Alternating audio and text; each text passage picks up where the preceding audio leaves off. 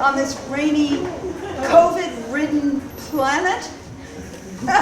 And I'm really thrilled that Wazhma and I could collaborate on this event. Wazhma's the hostess of our evening. Yay, Wazhma!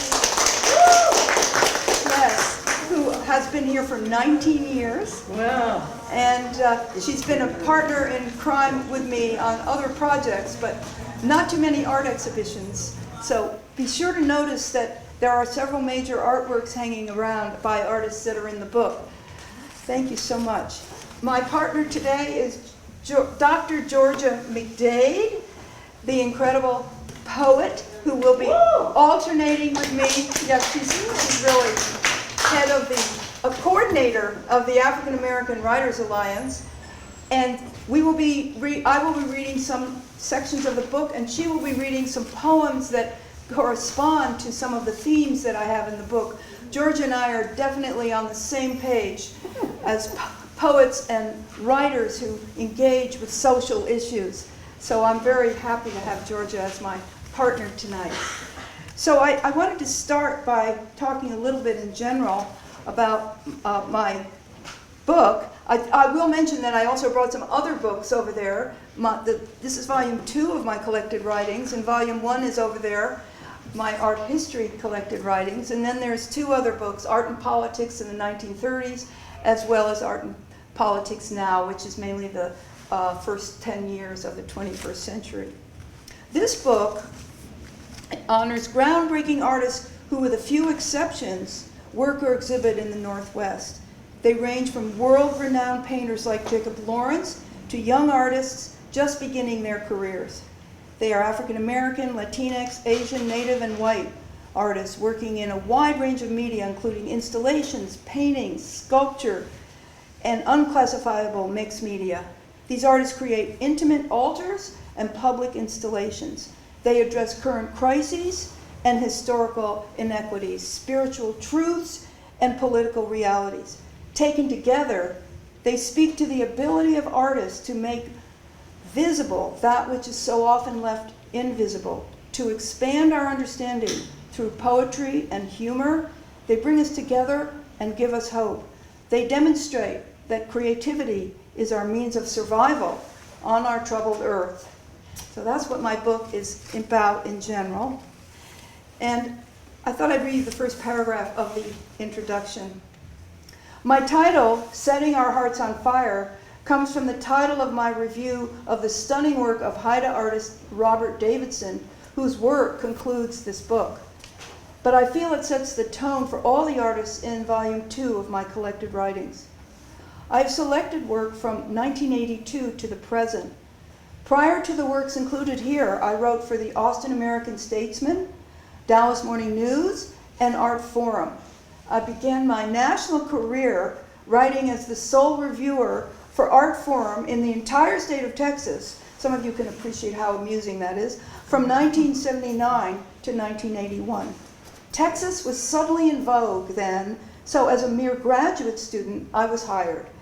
But I am not including any of those articles in this book because they were in the 1970s Art Forum style, bland, impersonal, and type of artists, almost all white men. When I moved to the Bay Area from Texas in 1981, I began writing for Art Week, a large format art newspaper. We were able to develop our ideas at length, and the 1982 article on Vito Acconci, included here, explored issues in his then changing work. I believe it is the only review of this transitory work, and I was thrilled that the artist responded to it with a postcard commending my work. But that is not the beginning of this book. So the book has 7 themes. The first section is homages to really important artists. Jada Feo, some of you may have heard of, who became incredibly famous after she died, but I knew her when I taught at Mills College for 3 years. The second section, Uprooting History, addresses artists and curators who dramatically challenge accepted ideas about American art and art history in media, gender, and content. The third section, Ecologies and Extinctions, covers artists who are looking at the disruptions caused by climate change. It begins with an article that I wrote when I was based in eastern Washington, rural Palouse, and then artists like Maya Lin, Buster Simpson, who's a very well-known artist here, and reviews of exhibitions that I saw in other parts of the world. It ends with the unique work of Olive Ames, one example of which is upstairs. The fourth section is indigenous resistances, and although I have tried to not put various ethnic groups into categories, in this case, the experiences that I've had personally over the last 15 years interacting with indigenous peoples as we resist pipelines has been extraordinarily powerful. So I do have a section here on that. One group are now retired professors, another group are the whole new younger generation. Upending Expectations is the next section, which is where my Vito Acconci article is, as well as many well-known artists like Nancy Graves and Masami Terioka, and also Tatiana Garmendia, an installation artist who addresses feminism, racism, and many other issues in highly original ways. I was very fortunate in writing, yeah, there's Tatiana. I was very fortunate that Sandra Jackson-Dumont was a curator at the Seattle Art Museum while I was writing essays, because she brought in many artists who are now world-renowned, like Carrie James Marshall, Kahinda Wiley, Titus Kaffar, Micheline Thomas, and Zanelli Muholi, all of them beginning their careers, showing in the Jacob Lawrence Gallery, Jacob Lawrence and Gwen Knight Gallery at the Seattle Art Museum, now very, very famous. The sixth section is Defying Cliches, and it focuses on women artists who may or may not be addressing feminism, but move outside of conventional ideas about art and women. And then finally, the last section, Setting Our Hearts on Fire, where I begin with, I have a small group of artists who particularly inspired me, including Joe Feddersen, who was here until just a short time ago, Barbara Earl Thomas, Alfredo Arreguin, Preston Singletary, Lillian Pitt. And the grand conclusion, of course, is Robert Davidson. So I am going to begin, now I gave away my list. Thanks, Henry. I'm going to begin by reading, I'm going to read short excerpts from my essays, and my first excerpt will be Selma Waldman and Georgia. Her picture's around the corner. Yeah, thank you, Henry. Two incredible drawings by Selma Waldman. And the book includes a photograph of her desk that Henry took before she died. Her house was like an installation. It should have been entirely preserved. Selma Waldman, The Pornography of the War. What? They're looking. What? They're looking at the art. That's okay, they can hear me. It's fine. Selma Waldman, The Pornography of Art, is a quote. Lust for power and territory is the same lust that kills man, woman, children, and the land itself. Close quote. Selma Waldman, 2002. Selma Waldman explores the relationship between war and sex. Two small three-letter words that drive powerful forces in the world. When you put them together, you have a lethal combination, literally. Waldman's drawings are seductive. They invite us in with their sensual lines.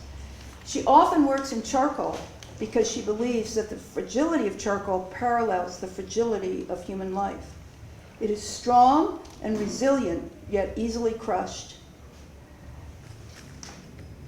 Waldman's charcoal drawings unrelentingly confront the seductive power of war, the perpetrators of war, the addiction of war, and its physical sexual energy, which is one of the reasons why she had trouble getting her work shown.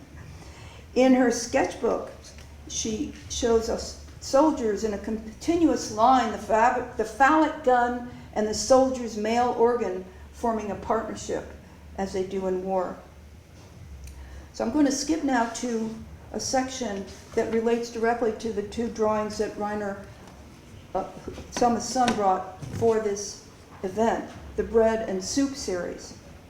Man and bread drawings are images of pain, fear, and anger turned inward, or turned outwards, brother against brother, to show a fragment of the wretchedness inflicted on so many masses of people.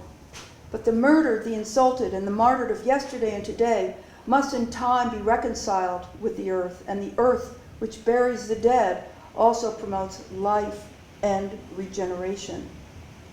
Okay, Georgia will now read a poem on warfare. The poems I'm reading come from 4 volumes of poetry, and all of them are called Outside the Cave. But it was easier to read it this way than from the books. Warfare. I've said it before, I'll say it again. We cannot have war and fair. The two are mutually exclusive. All is fair in war. Regardless of treaties and conventions, all is fair in war. Collateral damage in the form of children, women, and men, pink mist from any of these, or the armed, designated enemy, death count or not, from the good and bad, Callies and Wooderiches will always be present. Many names we'll never know.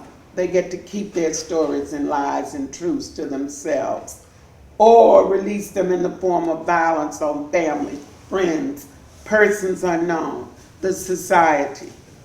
Some will be tried, others won't. Some will be imprisoned, others won't. And maybe they will have no peace, but they will not be alone. Sometimes with us, other times with ghosts of the enemy.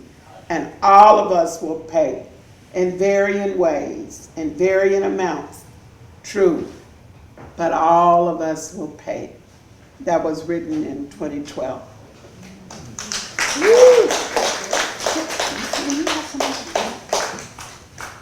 Okay, the next poem, the next section. It could be written today. Yeah, I know, that's what's scary. is on Jacob Lawrence, history painter from Harlem to Hiroshima. Jacob Lawrence came of age during the Harlem Renaissance. He was surrounded by a galaxy of brilliant people, including W.B. Du Bois, founder of the NAACP, an outspoken writer on racism, Alan Leroy Locke, who wrote The New Negro, a book that called on artists to construct positive images that rejected racist stereotypes, Langston Hughes, the poet who used jazz and blues rhythms in his poetry to celebrate being a Negro, blues singer Bessie Smith, jazz singer Ella Fitzgerald, anthropologist Zora Neale Hurston, and many more. Lawrence had the opportunity to study art at federally funded workshops during the 1930s with major artists like Charles Alston and Augusta Savage. I want to point out that these federally funded workshops opened up the art community to many people who had previously been excluded. And I cover a lot of that in my book on the 1930s. In Harlem, he also met his future wife, the artist Gwen Knight. He would also have been inspired by the sweeping murals of the Mexican muralists Diego Rivera and Jose Clemente Orozco, both of whom were working in New York City in the 1930s. Aaron Douglas completed his 4-part mural Aspects of Negro Life in 1934 at the Schomburg Library, where Lawrence frequently did historical research. Lawrence made a rapid ascent as an artist. By 1941, he had already completed 5 historical series, 4 of them about the life of heroes in African American history: Toussaint Louverture, Frederick Douglass, Harriet Tubman, John Brown, and his 5th and most famous series, The Migration of the Negro, also from 1941, presented the economic and social forces that led thousands of ordinary people to migrate from south to north in the early 20th century. So now I'm going to skip to a section on the American struggle from the history of the American people, which is a second exhibition that we recently had at the Seattle Art Museum of Jacob Lawrence's work. American struggle is both crucial and inspiring. Lawrence rethought American history and American struggle from the perspective of those on the margins of our established history. Although he includes some familiar figures, such as Paul Revere or events such as Boston Tea Party, his interpretation is so original that we see these events entirely differently. The insurgents at the Boston Tea Party are dressed as Mohawk Indians, factually true, but never emphasized. In other words, if they are caught, the Indians get blamed. We see Sacagawea, the famous native, who was the only woman on the Lewis and Clark expedition, reuniting with her brother in a stunning juxtaposition of brown-clothed explorers and the colorful robes of the natives. Throughout, we see the meaninglessness of conflict, the sacrifice of those who fight, and the huge efforts of ordinary workers, as in the building of the Erie Canal. The movement west is seen with 2 oxen weighted down almost to the ground as a metaphor for the struggle of the pioneers. Okay, Georgia has a poem about Jacob Lawrence. I call this one a Jacob Lawrence history lesson. All of these persons are in his panels. And this is based on the same struggle series. Patrick Henry, Paul Revere, Thomas Paine, Alexander Hamilton, James Madison, Andrew Johnson. And I call the poem The Freedom Fighters. Slave owner Alexander Hamilton, slave owner Henry Clay, but freedom on their minds. For the first two, freedom, that is, for folks who look and live like them. Freedom from a government whose crime was taxation without representation. Freedom from a government that never did to them what they did to others. Little or no thought of those whom melanin ostracizes, gender minimizes, or poverty marginalizes. No crime to kill black and red people. Genocide and slavery are integral parts of the new country in their new world. Conveniently overlooking, omitting what the ruling class called black history, never knowing nor acknowledging black history is American history. Though black history deserves equal billing, both men would be appalled to be designated slaveholder. They were, they'd say, so much more. The enslaved would, too, know they were so much more than slaves. All three had a plan. For some, freedom would ring. For others, freedom would require more time to reign. A tinkling cymbal. They launched a plan, still operating today. Okay. Martha, could I have Wazhma? Could I have you? Okay, thank you. The next essay is about James W. Washington Jr., painter, artist, sculptor. And I want to mention that Carletta Wilson, who's just disappearing over there, Carletta Carrington Wilson is including this essay in your new book that's coming out, which is called Poem of Stone and Bone. Poem of Stone and Bone. And one of the pieces, it was based on a residence she did at the James W. Washington House. And one of the pieces from that residency is hanging on the wall over there by Carletta. I worked there for about 3 years in the house. James W. Washington Jr., painter, activist, sculptor. Early years. James W. Washington Jr. was born in Gloucester, Mississippi in 1909, the fourth children of 6. His father, the Reverend James W. Washington, was the local Baptist minister. Gloucester is 30 miles north of Natchez, at that time a small town with a lumber company and a sawmill, which supplied most of the jobs for blacks and whites. It also had the Ku Klux Klan. As James Washington recounts in his unpublished autobiography, I remember living in fear most of the time. When I was very young, my father had to get out of town, suddenly. It was said that he had a dispute with a white man who threatened to go to the Klan about it. A white friend of my father's hid him in the trunk of his car and drove him out of town. I never saw my father again. His mother had 5 children and a baby on the way with no means of supporting them. She had to send her children to live with relatives and friends. Washington was moved to his grandmother's house when he was 7 or 8. There he got his first jobs and already asserted himself as not willing to be insulted. He quit a delivery job because, quote, I couldn't stand riding my bike to the back door of a white family's home and have the woman who answered the door act like I was there to rob her. He returned to live with his mother when he was 14. She observed him taking apart an old shoe and found him a job as an apprentice at a shoe store. While working there, he figured out how to do jobs even his boss didn't understand.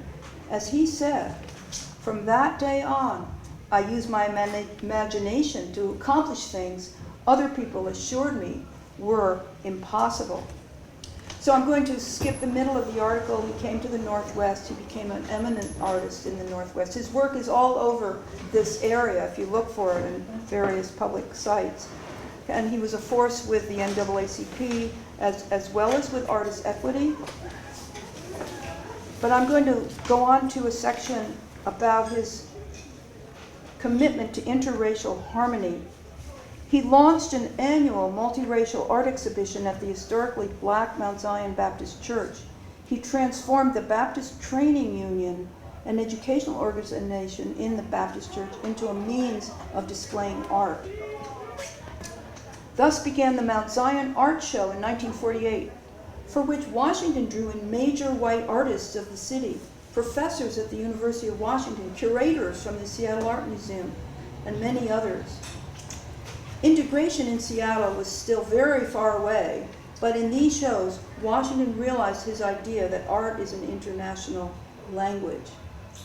After the art exhibitions ended, Washington organized Maundy Thursday Seder suppers at Mount Zion. He invited people from all spiritual backgrounds and professions. Jacob Lawrence and his wife, Gwendolyn Knight, who moved to Seattle in 1971, participated in one of these salons, as did Regina Hackett at that time, beginning her long career as an art critic for the Seattle Post-Intelligencer. Okay, Georgia has a great poem about James Washington. In most pictures of him, he's wearing a hat. So I call this the hats of Dr. Washington. Son, brother, friend, student, artist, shoemaker, husband, poet, writer, lecturer, banana messenger, collagist, folk artist, painter, sculptor, historian, spokesman, civil servant, art instructor, art exhibitor, sailor, ecologist, environmentalist, freedom fighter for civil rights, curator, arts commissioner, Sunday school teacher, Sunday school superintendent, seer, traveler, printmaker, electrician, always with spirit, always in the spirit, a man of God. Despite the many obstacles throughout his life, James W. Washington wore many hats, wore them well, and always, always, in every hat, was he a servant of God. Thank you.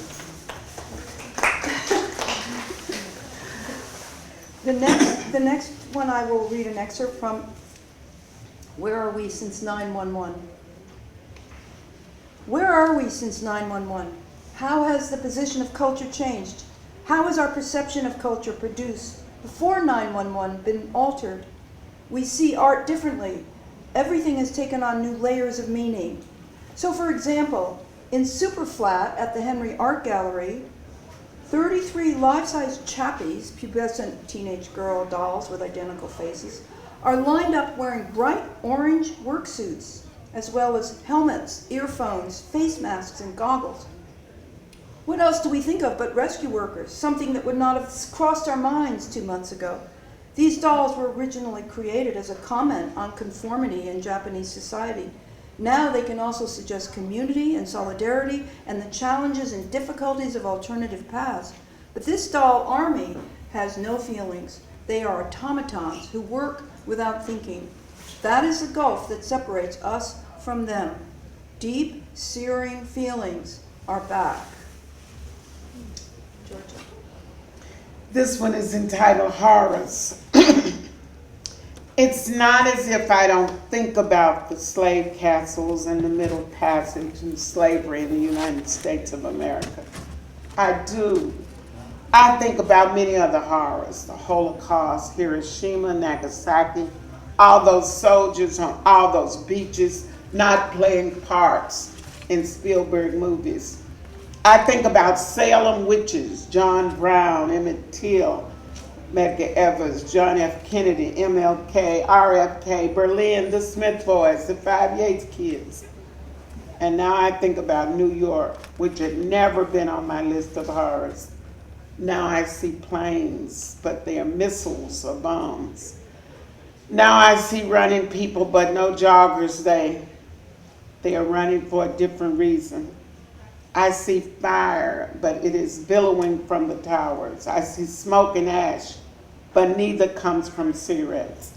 I see steel, but not raising skyscrapers. It is taking its own form, doing exactly what the strength of material textbooks say it will do, doing exactly what the engineers know it will do. I see bodies falling through the air, but not immeasurable heights, and without trampolines beneath them. I see bodies pressed against windows, but not the subway windows. Graham Greene's destruction is, after all, a form of creation notwithstanding. How could anyone have thought the world needed another man-made horror? Thank you. Thank you.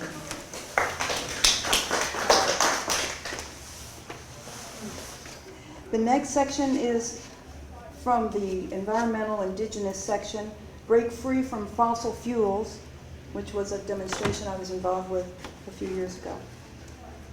People of all ages, from excited toddlers to sprightly 90-year-olds, gathered during the weekend of May 13th to 15th to protest at the Tesoro and Shell oil refinery sites in Anacortes.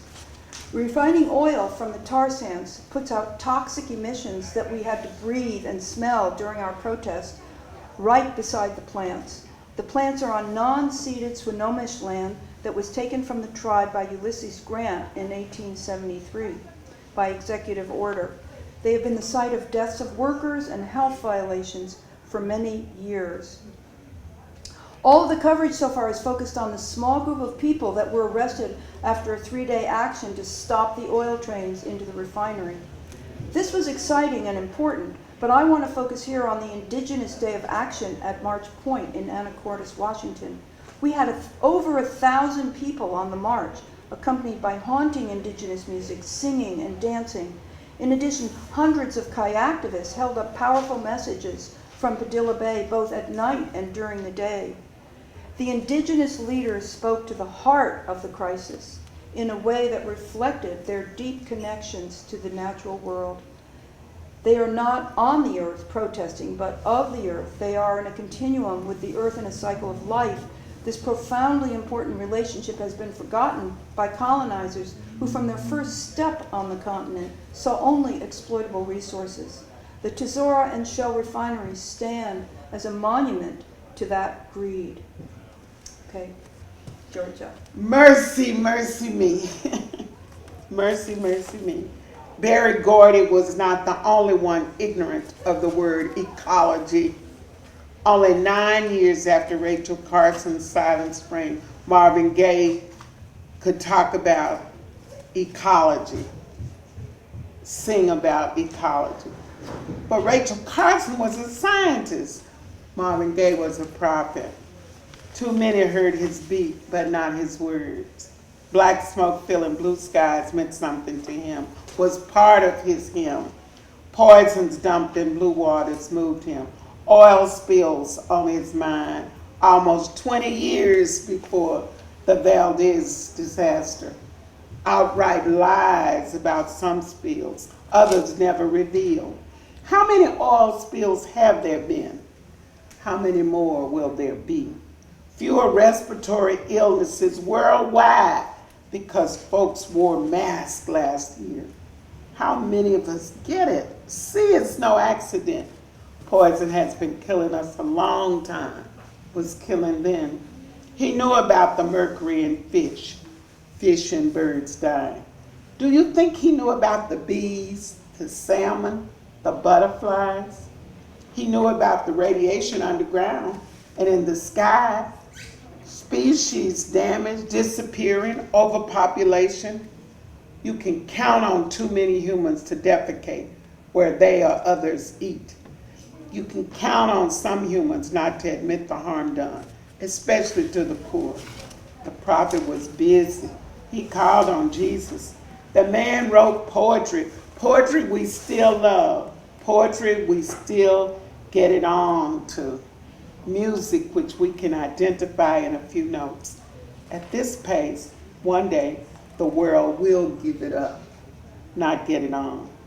I wonder what he would say about climate change. Oh, he said it. Mercy, mercy me.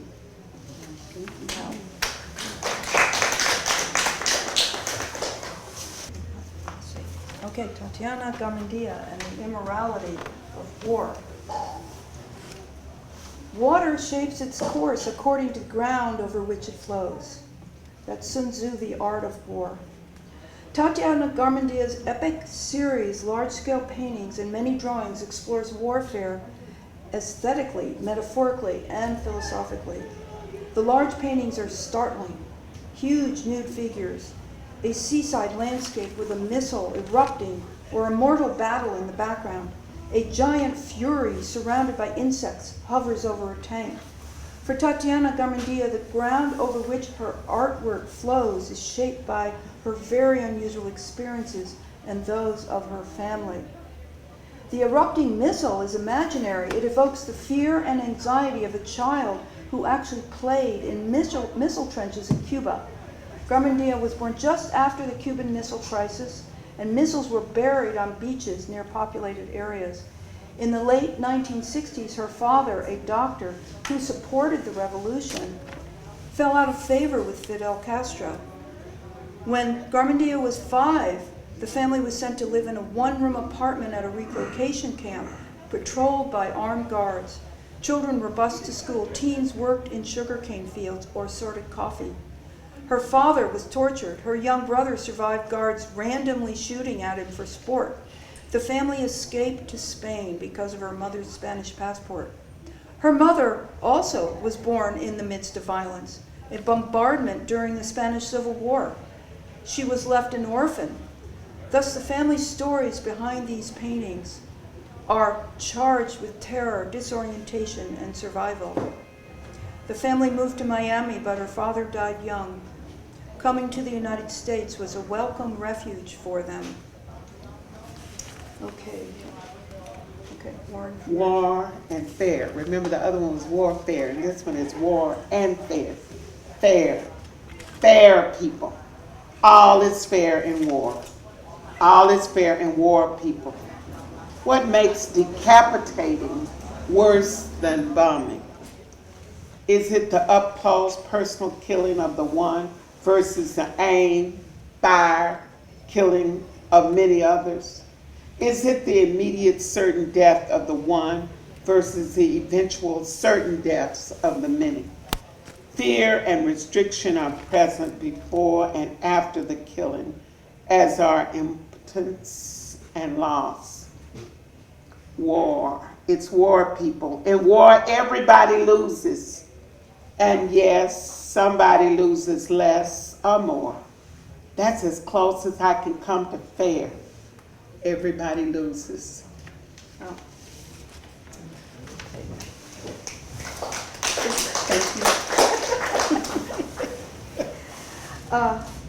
I'm going to read something about Marita Dingus, whose work is hanging over there on the wall, and that piece is illustrated in the book, and I am a proud owner of it.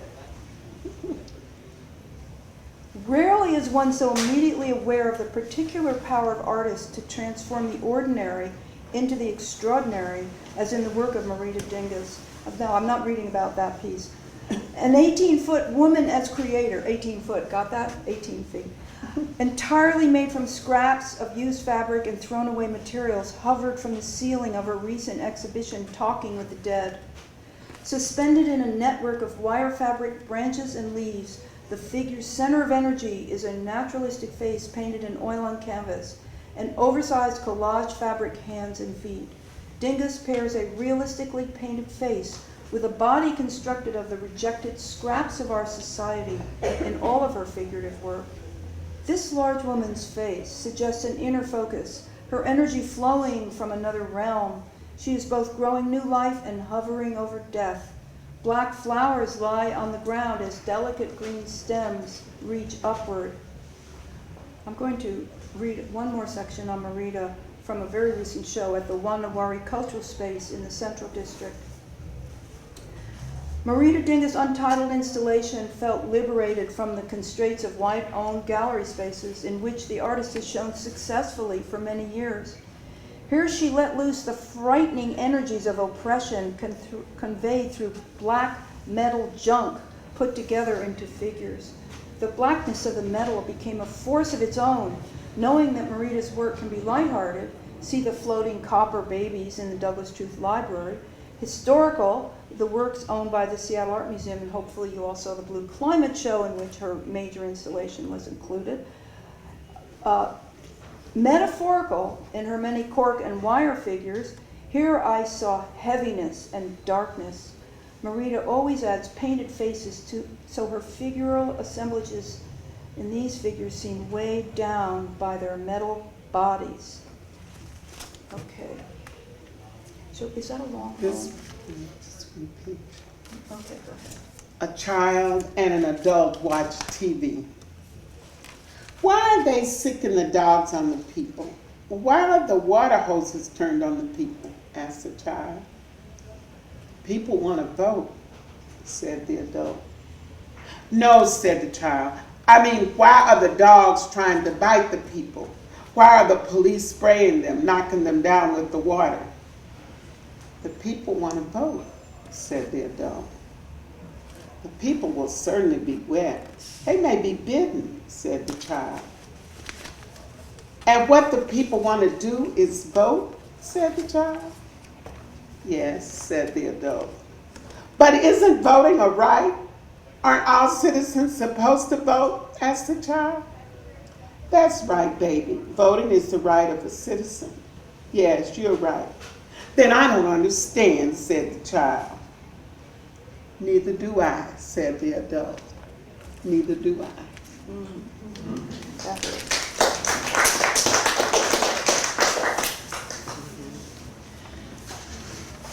Carletta Carrington Wilson.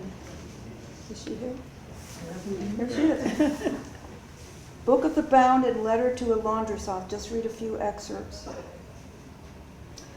The Northwest African American Museum has opened a new gallery with an intimate scale for this special exhibition, Book of the Bound. Carrington Wilson is a poet and spoken word performer as well as a visual artist. In this exhibition, she has given us 22 books, many of them bound shut, with ornate covers of many materials: bone, lace, newspaper, fabrics, string, jewels, and much more. The theme of the exhibition is that slaves were silenced, their narratives lost. The fabrics of Carrington Wilson's books connect trade, money, and the threadbare body. The wealth of the traders was based on the bodies of the slaves. As the artist explains in the brochure of the exhibition, 3 vessels, the body, the book, and the ship, form an intimate connection in the works of Book of the Bound. My work attempts to enter into mysteries, binding bodies of flesh to the bodies of land, water, and text that forged and formed the social fabric of our hunger-haunted history, close quote. So now I'm going to read an excerpt from a second article I wrote about Carletta Carrington Wilson's work, Letter to a Laundress. To her, addresses her letter to a laundress to her great-great-grandmother. But her profound photo poem installation, currently on view at the Kittredge Gallery in Tacoma, honors the work of all those who, in her words, took in wash. She found photographs of anonymous laundresses in the archives of the Farm Security Administration, most of them taken in the late 1930s by such well-known photographers as Dorothea Lange, Marion Post Wolcott, and Russell Lee. The letter is a poem written in blue script on the photographs. It is recited by the artist in a podcast as we view the work. Mounted on fabric, the photographs are pegged to a line and hang above our heads. As we walk between 3 lines of closely packed laundry, the poem unwinds, describing the many steps of doing laundry before the advent of machines and drip-dry fabric. Carletta has identified 10 steps with a single word: wash, soak, starch, wring, boil, pin, rub, scrub, hang, press. Okay. This poem is called Painters and Poets. Because you notice Carletta's a poet and a painter. Painters see lines, curves, colors, and space, even negative space. Poets see words, words, words. Painters see lines and curves others don't see. Poets make others see. Poets use pens to paint with words. Painters use pens and brushes to write with paint. Poets love verbs and adjectives and adverbs. They have to have nouns and pronouns too. Painters never see a subject that can't be painted with the right medium. Poets never hear a subject that can't be poem matter. Join the painter and the poet, and inevitably you get a feast of sight and sound. Thank you. All right, our next artist present is Deborah Faye Lawrence. And this article is taken from a book that, yes, there it is. Thank you, Henry is in charge of pointing out the artwork, which is illustrated in the book. Actually, that work is in a different chapter than her chapter because that's related to Standing Rock and the protests there. Dee Dee faces the abyss but still imagines utopia. Deborah Faye Lawrence. Dee Dee does utopia, speaks to our disrupted and despotic world, offering possibilities for another future. When George W. Bush won a second term as president in 2004, Deborah Faye Lawrence alleviated her despair by sending an email query: "What does utopia look like to you?" Almost 100 people suggested ideas such as libraries, beaches, well-fed children, happy pets, equality, tolerance, joy, and women's rights. Paired with these hopes, Lawrence presents the dark realities of neoconservative warmongering and torture. Subtly composed from thousands of sources, Lawrence's collages include complex compositions, brilliant color, a wild sense of humor, and fantasy, like the Hindu god surfing in Beachtopia or the monk watching television. In addition, there are deadly facts. Psychotopia is a hellishly orange work which includes images of Lindy, England at Abu Ghraib, the blindfolded Lady of Justice, and details from the nightmarish scenes of Hieronymus Bosch. Super macho Jingotopia, in contrast, declares its hypo-masculine center, reinforced numerically by 2 alpha males against the crowds of mindless sycophants and the text of warmongers. For many years, Lawrence has combined political concerns with humor in her sophisticated art. Okay, Georgia. The title of this poem is The 545, Those Who Hold the Reins, and it was written in 2015, and I left somebody out by mistake. 1 president, 9 Supreme Court justices, 100 senators, 435 representatives. Really great for today, huh? 545 persons make decisions for 322 million plus, and often affect the lives of millions more. Many, most likely most of these decision makers know little about the million whose lives are affected by their choices. The decision makers generally and genuinely listen to a handful of millionaires and billionaires. Yet many of us everyday folks do not take the time, have the time to follow the deeds of this ever so small yet elite group of American citizens.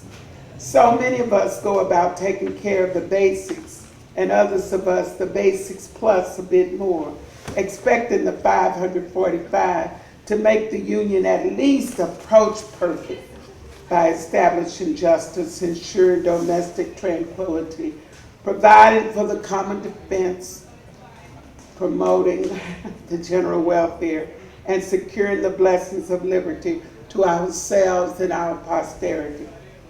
But how can they?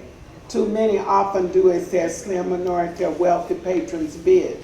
Too many of them are preoccupied with getting and having it all for themselves and their loved ones, instead of looking out for all of us who are heirs of this Constitution they are supposed to serve.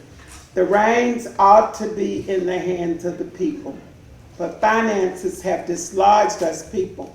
The reins are not in our hands. This is scary.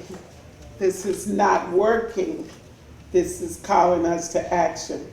For the first time in a long time, let's take the reins. 2015, I wrote it, 2015. So how do you all, Big hearing tonight, we're not listening to that hearing. Yes. And they would say they took the reins. That's what's so interesting. They're fixing it, yeah. I think I'm going to go to the last essay on Robert Davidson. Okay. And the last essay stands alone without our brilliant partnership with Georgia. Setting Our Hearts on Fire, Robert Davidson. The brilliantly colored paintings and sculptures of Haida artist Robert Davidson at the Seattle Art Museum warm our bodies and actually set our hearts on fire during these short winter days. There couldn't be a better time to see this radical exhibition of highly saturated red, black, and white paintings, carved, painted wooden sculptures. I have included in this book articles on the Haida and their fight for survival, as well as an exhibition on Charles Edenshaw at the Vancouver Art Gallery. Charles Edenshaw preserved, resurrected, and transformed traditional art forms that were mainly for sale to tourists in ethnographic and natural history museums at a time when the practice of his culture was banned in his homeland. There were a couple of totems commissioned by the New York Museum of Natural History that you can see there. More specifically, from 1884 to 1951, the Canadian government banned the potlatch, the communal gift-giving ceremony that honored special events such as pole raising, with singing, storytelling, and exchange of wealth. That action devastated cultural practices among First Nations people and the native tribes in the Northwest. Finally, in the 1950s, Bill Reed, a white artist who had befriended the Haida, began to resurrect and recreate Haida carving and imagery. A decade later, he mentored the young Robert Davidson. As Edenshaw's great-grandson, Robert Davidson is now himself transforming Haida art. He does so from the foundation of deep knowledge of traditional Haida media, imagery, and art principles. Davidson's bold transformations of tradition, like his decision, I'm going to skip that. Abstract Impulse is a carefully considered title for each work, respectfully detailed in order for us to understand that this abstract impulse is not related to mid-century abstract painting in the US. It is in fact the other way around. White artists like Mark Tobey and Jackson Pollock ignorantly took abstract motives from native art. In Davidson's work, though, the abstraction is based on deep connections to abstract principles coming from Haida design itself. He transforms and enlarges. He gives us a fragment of the whole. He creates an interior space in a traditional totem design. What a perfect celebration and inspiration Davidson provides for a time in which we must continue to stand up for our planet's survival. If we can carry the warmth of these paintings based in passion and love for a 10,000-year-old history, we will also be inspired to help in their continued preservation and transformation as a legacy for our own grandchildren. Thank you.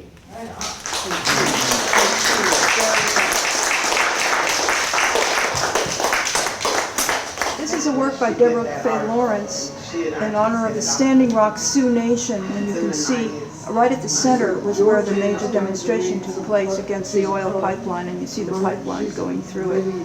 It's also illustrated and discussed in my book. Okay. Marita Dingus, and this is an untitled piece. Her work is always made with recycled materials, and then she has a painted face. And it's really a metaphor for bringing the idea of people who are thrown away back into life. Two works by Selma Waldman from the Bread and Soup series. This piece and the piece down at the far wall is also part of the same series by Selma Waldman. She's an artist who spent her life responding to the desperate situation of people affected by war and commenting on the war, process of war as a product of male sexual drive. These two pieces are related to the issue of starvation in concentration camps and the desperate search for bread. So you can get the other piece out there. That's the second piece. Oh, there's Carletta. Good. Now we can start. This piece is by Carletta Carrington Wilson, and it was made during her residency at the James Washington House. She took pages from the Harper's Bazaar magazine showing a Negro contingent, and then she also uses recycled fabrics to suggest a sort of celebration in the piece. Okay. Gail Tremblay. Okay. And it's also relating as a metaphor to the way cowboys and Indians are represented in Western films. This small piece, Coming Out of Darkness, is related to Imna Royo's series on surviving the Middle Passage. And the second piece by Imna Royo is over here, very celebratory, shared experiences that is related to our shared friendship together, but also to the idea of survival. Okay. And then I have two very small pieces by Tatiana Garmendia. This is Field Explosion, an amazing layered print responding to the horrors of war. And the second piece by Tatiana is over here, an image of survival in the midst of challenge. These two pieces are by Joe Feddersen, who creates iconic images relating to a mixture of Native American symbols and the abstraction of high-tension wire of electricity. Olive Ains, who's been an environmental artist for decades and also has a great sense of humor, did this drawing in Montana when she had a residency there. Okay. This is John Fedoroff gave me this amusing drawing. It doesn't actually relate to the works in the book, but it's very easy to understand what's going on. It's sort of an Adam and Eve, a God in the cloud, and everybody's kind of baffled by what's going on.